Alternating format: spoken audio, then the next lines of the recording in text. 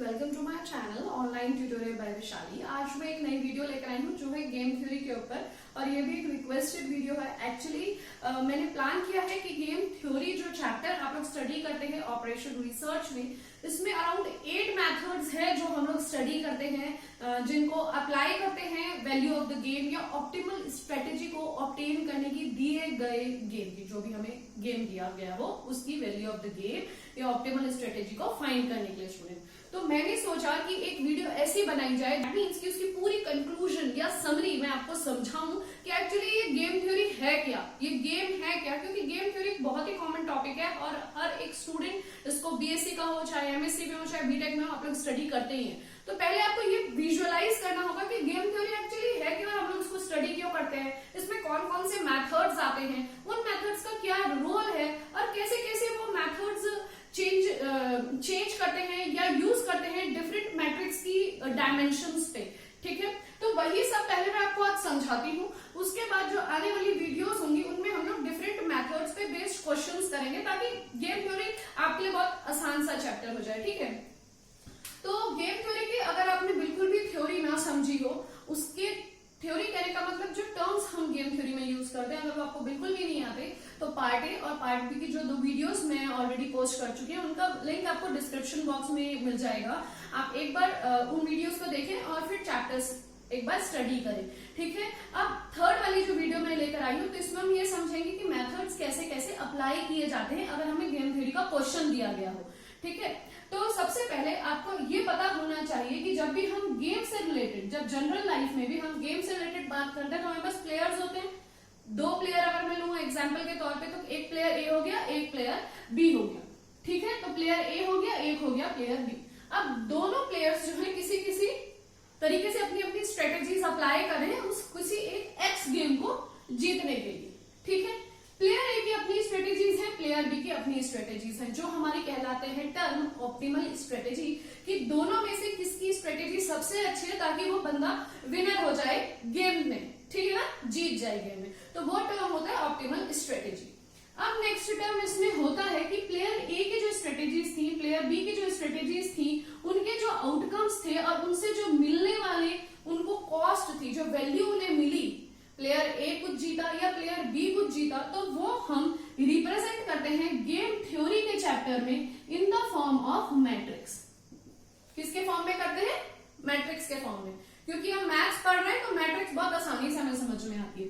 तो हमने लिख लिया कि प्लेयर ए की जो वैल्यूज थी वो इस साइड आएंगी और प्लेयर बी की वैल्यूज जो है वो हम ऐसे लिखेंगे। ठीक है, अगर हम कहें कि ये प्लेयर ए की पे ऑफ मैट्रिक्स है, अब टर्म आता है पे ऑफ मैट्रिक्स।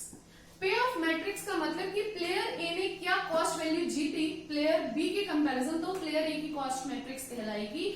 और इसी तरीके से जो प्लेयर बी की कॉस्ट मैट्रिक्स बनेगी वो हम इस तरीके से बनाएंगे प्लेयर ए की मैट्रिक्स के रिस्पेक्ट में। ये सब चीजें मैंने आपको पार्ट ए और पार्ट बी वीडियोस में समझाया है डिटेल में, तो एक बार वो देखिएगा। यहाँ तो मैं थोड़ा आपको सिर्फ टर्म्स बता दूं ताकि मेरा ये जो कंक्लूजन वाला टॉपिक है वो आसानी से आपको समझ में आए। ठीक है, तो अब हमें मैट्रिक्स मिल गई है ना। अब हमें जो क्वेश्चन एग्जाम में पूछे जाते हैं उसमें प्लेयर ए और प्लेयर बी के रिस्पेक्ट में हमें मैट्रिक्स की दी जाती है। ठीक है, आपने ये 12th क्लास में पढ़ा है कि मैट्रिक्स के डायमेंशंस होते हैं। दैट मीन्स कि मैट्रिक्स के डिफरेंट डिफरेंट शेप्स होते हैं। मैट्रिक्स रेक्टेंगुलर भी हो सकती है और मैट्रिक्स स्क्वायर भी हो सकती है। दैट मीन्स मैट्रिक्स 2x2 भी है और 2x n भी है और 3x n भी है। ठीक है, तो अब जो मैट्रिक्स के डिफरेंट डिफरेंट डायमेंशंस है, जैसे 2x2, 2x n, n x2 या इनके अलावा और कोई, तो उसमें हमारे मैथड्स वेरी हो जाते हैं। 2x2 मैट्रिक्स दी गई हो तो कोई और मेथड अप्लाई होता है, 2x n, n x2 हो तो मेथड चेंज हो जाता है। तो सारा जो गेम थ्योरी का कंक्लूजन है वो यही है कि डिफरेंट शेप्स ऑफ मैट्रिक्स में डिफरेंट मेथड्स अप्लाई करने होते हैं ताकि उन मेथड की मदद से हम एक ऑप्टिमल स्ट्रेटेजी फाइंड कर सकें, ऑप्टिमल स्ट्रेटेजी फाइंड कर सकें। ठीक है, वो ऑप्टिमल स्ट्रेटेजी हमें मदद करता है अपने गेम की वैल्यू ऑफ गेम को फाइंड करने में। ठीक है, तो मेन हमारा यही एम होता है कि गिवन मैट्रिक्स जो प्लेयर ए और प्लेयर बी ने खेला है उस गिवन मैट्रिक्स से हम ऑप्टिमल स्ट्रेटेजी ऑब्टेन करें और वैल्यू ऑफ गेम को फाइंड कर सकें। अब हम वैल्यू ऑफ द गेम तक कैसे पहुंचेंगे, डिफरेंट शेप्स ऑफ मैट्रिक्स में कौन कौन से मेथड्स अप्लाई करने होंगे, वो हम समझते हैं एक फ्लो चार्ट के थ्रू। ओके, कैसे समझेंगे, एक फ्लो चार्ट के थ्रू। तो स्टूडेंट अब स्टार्ट करते हैं। तो स्टूडेंट अब स्टार्ट करते हैं फ्लो चार्ट के बारे में। सो चलिए, सबसे पहले मैं यहाँ पे ये लेके चलूंगी कि मुझे एक क्वेश्चन दिया गया है, ठीक है। इस क्वेश्चन में मुझे सबसे पहले जो मैं मेथड या एक क्राइटेरिया अप्लाई करती हूँ इस गेम थ्योरी के चैप्टर में, उसे कहते हैं मिनीमैक्स क्राइटेरिया। मिनीमैक्स क्राइटेरिया, इस मिनीमैक्स क्राइटेरिया को जब हम अप्लाई करते हैं तो हमें मिल जाता है एक सैडल पॉइंट, ठीक है। सैडल पॉइंट वो पोजीशन होती है मैट्रिक्स की प्लेयर ए और प्लेयर बी के रिस्पेक्ट में जो हमें वैल्यू ऑफ द गेम देती है। दैट मीन्स हमें कॉस्ट वैल्यू देती है कि प्लेयर ए ने या प्लेयर बी ने जो विन किया हो वो क्या वैल्यू गेन करी है, ठीक है। तो सैडल पॉइंट हमेशा पोजीशन बताती है, जबकि वैल्यू ऑफ द गेम वो कॉस्ट वैल्यू होती है। ये आपको ध्यान में रखना होगा। तो अगर हमें सैडल पॉइंट मिल जाए तो हमें वैल्यू ऑफ द गेम मिल जाएगा, हमारा क्वेश्चन यही खत्म हो जाएगा, है ना। तो हम यहां से घूम के यहां पे आ जाते हैं जहां पे मैं लिख देती हूं ऑप्टिमल स्ट्रेटेजी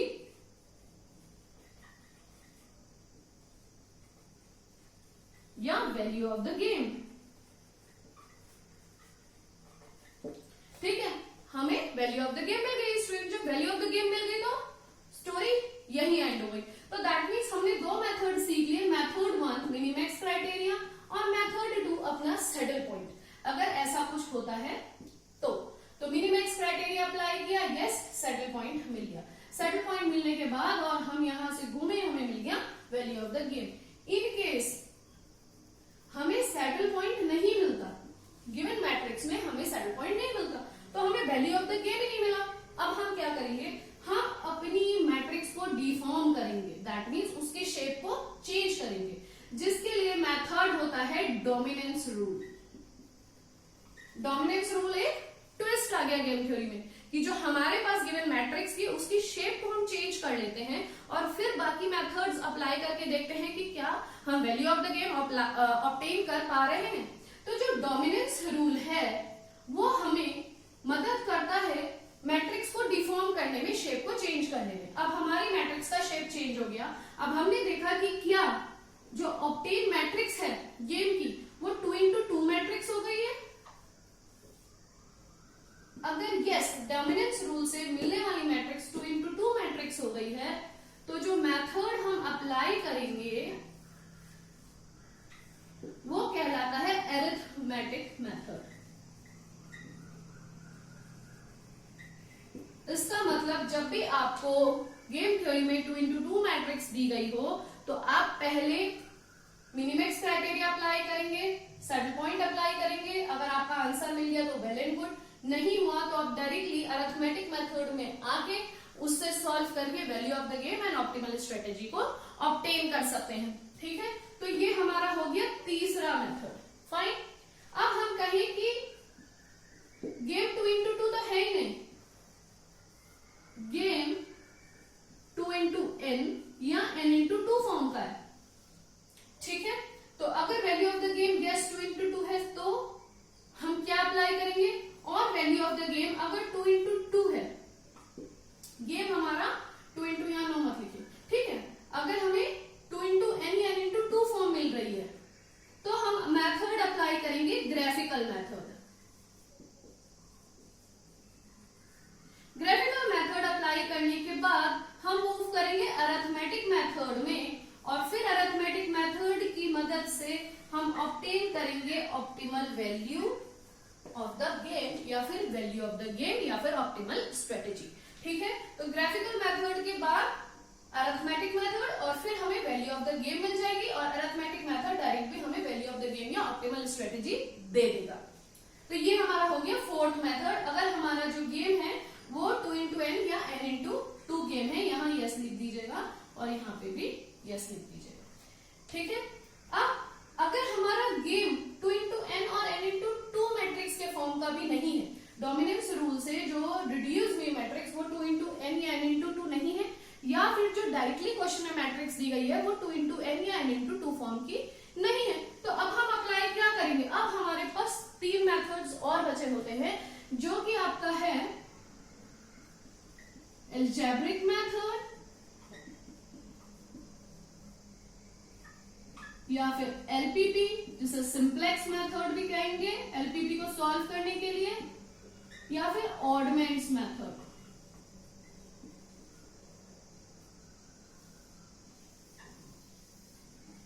यहां पे हमने फोर्थ मेथड पढ़ा, तो ये हो गया हमारा फिफ्थ, ये हो गया हमारा सिक्स्थ और ये हो गया हमारा सेवेंथ। ठीक है, तो हमने यहाँ पे 7 मेथड्स पढ़े और एक रूल पढ़ा जिसको मिला के मैट्रिक्स 2 इंटू एन या एन इंटू टू नहीं है, वो किसी और डायमेंशंस की है, तो हम इन तीनों में से कोई भी एक मेथड को अप्लाई कर लेते हैं। तो आप यहां भी लिखेंगे यस।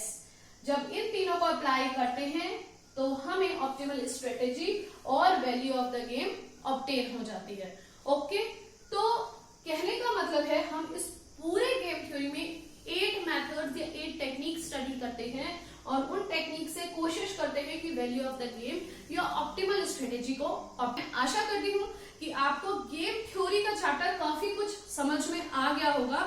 आने वाली वीडियोस में हम एक एक करके मेथड्स को कवर करेंगे। अब मैं यहाँ पे उन मेथड्स के नेम लिख रही हूँ ताकि आप चाहें तो एक बार अपनी बुक में से इन मेथड्स को देख सकते हैं। सबसे पहला और सबसे इंपॉर्टेंट मेथड कहलाता है मिनीमैक्स क्राइटेरिया या फिर मैक्स मिन क्राइटेरिया। जो दूसरा मेथड होता है उसको कहते हैं सैडल पॉइंट फाइंड करना। ठीक है, saddle point two obtain the saddle point of A given matrix, इस तरीके के क्वेश्चन आते हैं। मिनीमैक्स बहुत ही इंपॉर्टेंट है, ये भी बहुत इंपॉर्टेंट है क्योंकि मिनीमैक्स मैक्स मिन के थ्योरेटिकल क्वेश्चंस भी 5 मार्क्स तक आ जाते हैं। Arithmetic method. फोर्थ मेथड होता है ग्राफिकल मेथड। फिफ्थ आप रूल सीखते हो जिसको कहते हैं डोमिनेंस रूल। अगर डोमिनेंस रूल से आप किसी भी मैट्रिक्स को डिफॉर्म करते हो, अगर वो 2 इंटू टू या n इंटू टू या 2 इंटू एन के फॉर्म में है, तो फिर आप इन दोनों को आराम से अप्लाई कर सकते हो। ठीक है, इसीलिए मैं इसे अरिथमेटिक और ग्राफिकल मेथड के बाद सिखाऊंगी। डोमिनेंस रूल के बाद हम लोग स्टडी करते हैं एल्जेब्रिक मेथड। 7th में होता है हमारा एलपीपी फॉर्म। एक्चुअली एलपीपी में क्या करेंगे, गिवन मैट्रिक्स को लीनियर प्रोग्रामिंग में कन्वर्ट करेंगे, दैट मींस एलपीपी के फॉर्म में राइट करेंगे और फिर हम लोग उसमें सिंप्लेक्स मेथड अप्लाई करेंगे और फिर हम लास्ट में पढ़ते हैं ऑडमेंट्स मेथड। सो ये सारे जो 8 टाइप के मेथड्स हैं, इनमें मैं वीडियो सीरीज अब स्टार्ट करने वाली हूँ। इस वीडियोस के बाद आपको सारी वीडियोस मिल जाएंगी और आई होप कि आपका ये टॉपिक बहुत अच्छे से तैयार हो जाएगा और मुझे लगता है कि मेरे एफर्ट्स आपको हेल्प करेंगे, समझ में आएगा ये चैप्टर बहुत अच्छे से। अगर आपको वीडियो अच्छी लगी हो तो प्लीज इन वीडियोस को क्लासमेट्स के साथ जरूर शेयर करें। कोई और टॉपिक अगर आपको स्टडी करना हो ऑपरेशन रिसर्च में, डिस्क्रीट मैथमेटिक्स में, फ्लूइड डायनामिक्स में, सो एंड सो मैथ्स की डिफरेंट ब्रांचेस में, तो आप मुझे कमेंट के द्वारा बता सकते हैं। Okay student, till then good bye and take care.